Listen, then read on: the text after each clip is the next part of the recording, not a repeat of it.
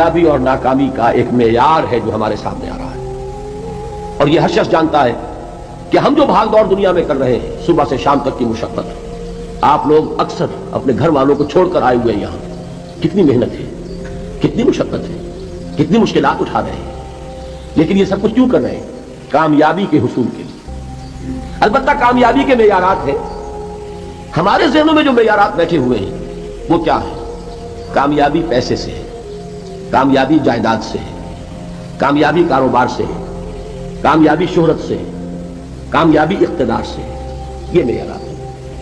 جو جتنا دولت مند اتنا کامیاب، جو جتنا مشہور اتنا کامیاب، جو جتنا پاپولر اتنا کامیاب، جو حکومت پر پہنچ گیا کامیاب، جس نے بڑا کاروبار جما لیا کامیاب، جس نے بہت جائیداد بنا لی کامیاب۔ یہی ہے اصل میں ساری مس کی گانٹھ۔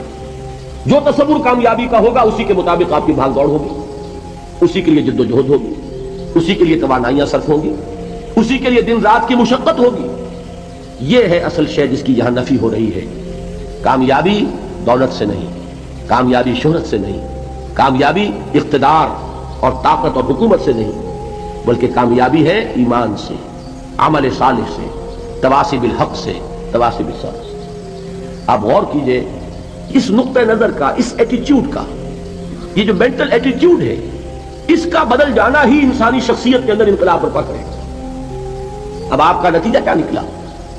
اگر تو دولت سے کامیابی ہوتی تو قارون بہت کامیاب تھا، اگر حکومت سے کامیابی ہوتی تو فرعون اور نمرود بہت کامیاب تھے۔ کامیابی ان سے نہیں ہے۔ کامیابی انسان دولت میں قارون کی دولت تک پہنچ جائے اور دنیا میں دبدبہ اور اقتدار اور سلطنت اور حکومت کے اعتبار سے وہ نمرود اور فرعون کا مقام حاصل کر لے، وہ ناکام ہے، خائب ہے، خاسر ہے، برباد ہے۔ اور ابو ذر غفاری کامیاب ہے، چاہے ان کے پاس کچھ نہیں تھا، جھونپڑی تک نہیں تھی، کوئی گھر نہیں تھا۔ حضور نے فرمایا ہے اللہ کے کچھ بندے ایسے ہوتے ہیں جو کسی محفل میں جانا چاہیں تو انہیں اجازت نہ ملے، جو کہیں اگر رشتہ کرنا چاہے کوئی ان سے رشتہ کرنے کو تیار نہ، کہیں کوئی سفارش کرنا چاہے تو ان کی کوئی بات ہی نہ سنے۔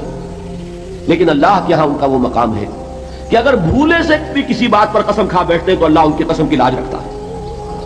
یہ ہے فرق، یہ جان لیجیے اچھی طرح۔ اس بات کا مان لینا آسان، اس پر سبحان اللہ کہنا آسان، لیکن اس کے مطابق آپ کے اپنے ذہن کا بدل جانا بہت مشکل، اس لیے کہ ہم متاثر ہوتے ہیں اپنے ماحول سے۔ وہ بڑا محل ہے، دیکھ کر ایک دفعہ جھجری آتی ہے، کوئی بڑی سی 20 فٹ لمبی کار سناٹے کے ساتھ آپ کے پاس سے گزر گئی، ایک دفعہ اعصاب کے اندر ارتعاش ہوتا ہے، محسوس ہوتا ہے بڑے یہ نصیبے والے لوگ ہیں، بڑے خوش نصیب، بڑے کامیاب، حالانکہ کچھ معلوم نہیں کہ یہی سب سے بڑی بد نصیبی ہو سکتا ہے کہ یہی سب سے بڑی ناکامی ہو۔ اگر ذہنوں میں یہ بات بیٹھ جائے کامیابی کس شے سے، یہی وجہ دیکھیے قرآن مجید میں بارہا آپ دیکھیں اولئک ھم المفلحون، یہ ہے لوگ کامیاب ہونے والے۔ آج یہ آپ نے نماز میں وہ آیات سنی، یا ایھا الذین آمنوا ارکعوا واسجدوا واعبدوا ربکم وافعلوا الخیر لعلکم تفلحون۔ اے ایمان والو، رکوع کرو، سجدہ کرو، اپنے رب کی پرستش اور بندگی کرو اور اچھے کام کرو تاکہ تم کامیاب ہو جاؤ۔ تو کامیابی کن چیزوں سے ہے؟ یہ ہے سب سے بڑا سبق۔ یہ ہمارے دل میں اگر بات بیٹھ جائے، ٹھک جائے، تو زندگی بدل جائے گی، صبح و شام بدل جائیں گے، نقشے بدل جائیں گے، بھاگ دوڑ کا رنگ بدل جائے گا، ویلیو سٹرکچر بدل جائے گا۔ آج وہ ایک چیز نہایت اہم نظر آ رہی ہے، کل نہایت غیر اہم نظر آئے گی۔